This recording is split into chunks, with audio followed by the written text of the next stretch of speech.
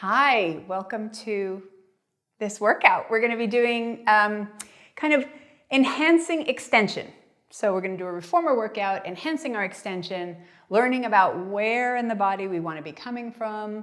So we're going to be kind of going through a reformer workout that allows you to explore all the different places that we need strength and we need our mobility. The scapula, the shoulder blade, it's not something that we generally understand very well, I feel like. And we're often told, you know, crack the walnut, or draw the shoulder blades together and down. That is not going to help us get closer to where we want to get for a back bend. So I'm going to be talking about that with Elisa today, and we're going to show you some things as you go through your workout that you can use to help put your scapula in better position to allow for your shoulders to allow for a back bend.